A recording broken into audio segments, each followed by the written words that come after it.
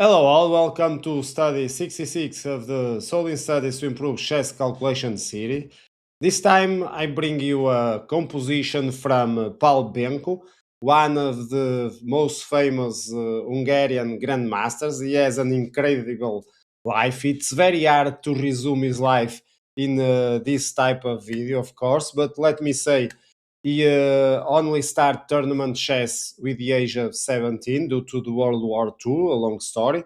And with 20 years old, he was already Hungarian championship. So he was very talented. Of course, his life has a lot of problems with the wars because he was from Hungary, so he was captured by the Sovietics on the World War II. Then he was sent as almost like a slave to the Soviet Union. Then he tried to escape during a tournament in East Germany, and he got caught.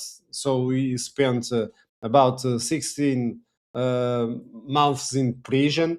Then he was only released because Stalin died, and then he eventually managed to escape to the America, to the United States, where he also continue his talent on chess. He is very famous for the Benko Gambit, of course. Everyone knows the Benko Gambit. Uh, Maybe you don't know, but he is also famous by playing 1 g3 on the first move. And in fact, during the candidates tournament, he defeated Fischer and Tal, not a small feat. It's a big one with 1 g3. So pay attention to this creative man. Besides that, he is also very adept of the chess and game problems. In fact, Hungarians are all very, very fan of solving endgame studies. And he was also even editor of a column on endgame studies for the Chess Life magazine, the American Chess Life magazine. He produced some interesting chess and games. This one is an improvement from another one. Nevertheless, it's a great improvement. I think you are going to enjoy this one. I made the original one, not the one that Benko composed here, a slightly different one. But I enjoyed it a lot. I remember immediately as soon as I saw this one, oh, this is different from the one I have solved, but also catch my attention, of course. And let's go for the solution. If you haven't watched the guide, so you are better prepared to find it. And as always, the countdown will start, and I catch you back with the solution after a while.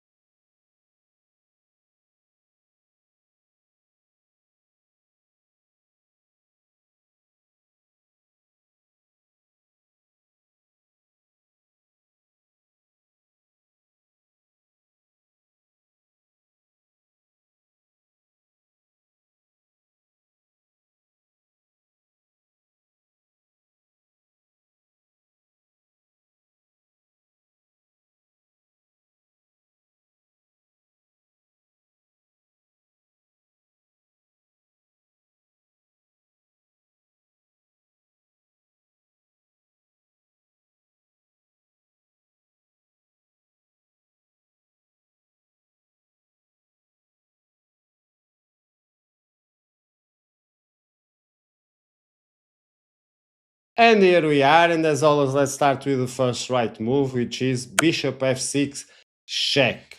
Okay, for me, this was easier to solve because I have solved before the basis for this one, which was made by Gorgiev. And basically, there was no pawn, which make it easier. Of course, this is a very interesting improvement from Paul Benko. In fact, the brilliant move of the solution will be related to the pawn. So here, the first moves are simple. We attack the king, check, the king is forced to move, then check again. Of course, the king can't go up because I simply grab one knight, and then I can grab the other bishop. In the end, this is an easy win for white.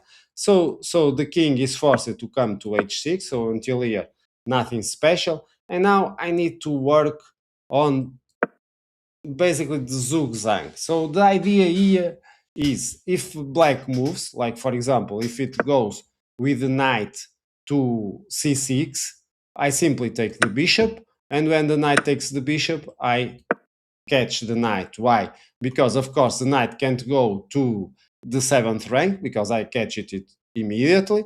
And if the knight tries to escape with the 6-1, well, I simply grab it by checking the king and grabbing the knight in the next move. And the same goes to the other side because now the knight is pinned. And so whatever black does, I catch the knight and it's game over. So over here, let's repeat this position. Over here, black is not able to move the pieces. They are stuck. And of course, the bishop can't move away. There's no check because our king is in a light square. This is going to be important. Uh, so there's no way black can progress moving the light pieces. And this forces it, of course, to bring the king. Now, we have to face this situation because the only defense for us, it's obvious, but it was thought. So here we keep the bishop protected and avoid the attack on our rook. Now it's black to play again. And as we saw, we can't move nothing. Like, for example, if you move the knight, we simply grab the pieces and it's a win. The bishop also can't move away. Let's go, for example, it goes over here. I simply grab the knight. So again, black is facing a difficult position because the pieces can't move. Notice that if the king moves away from attacking our bishop, like going back, I simply take the bishop. So black is kind of forced of advancing the pawn. And now this is the critical moment. This is the big introduction that Paul Benko brought, the biggest improvement he brought to the Gorgiev study.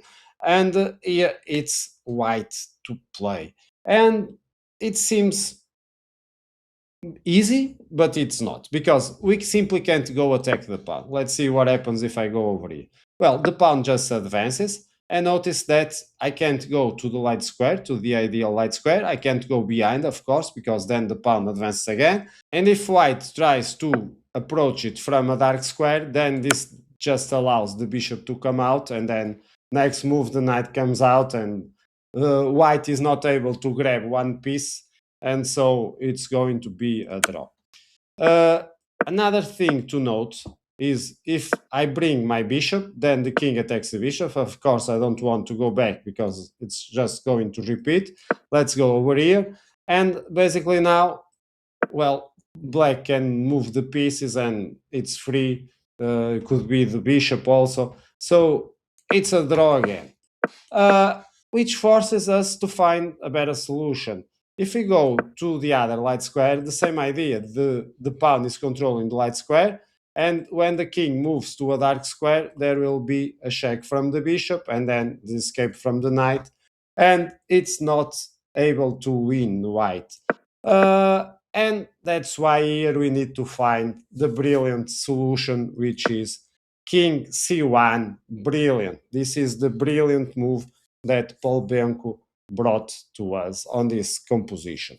And now it's black to play, and black is basically in zugzang. Because if it removes the bishop, there's no check, so we grab the knight. Also, we are going to control the pawn on the next move. If we move the knight away, well, we already saw that we can take the bishop directly, and so it's game over for black. So basically, needs to force to advance the pawn. And of course, now I can't go to a dark square, but I have a free light square because it's black to move again. The difference from the previous approach, where we went with this situation, was that it was white in this position to move. Now it's black to move. And of course, the same idea, we can't move the pieces. So if I advance the pawn, well, the pawn is controlled. Like you can see, it can't promote. So basically, here black is forced to move, and the first move it does, it's of course to remove the king. So I take the bishop. Now there's just a small extra detail because black attacks our rook, so it's not over yet. The rook comes to e8. Of course, the king attacks the rook again, the rook goes to h8, and the king attacks the rook again. But finally, we are going to find the last good move, which is bishop f6 check. So we are now protecting the rook. And of course, when the king takes the bishop, I simply check it and it's game over for black. Okay, this was a very interesting solution, in my opinion, a very interesting improvement from a previous study, and a revelation of Paul Benko as a chess composer in the series. Hope you have enjoyed also, and I catch you again in future studies. Bye bye.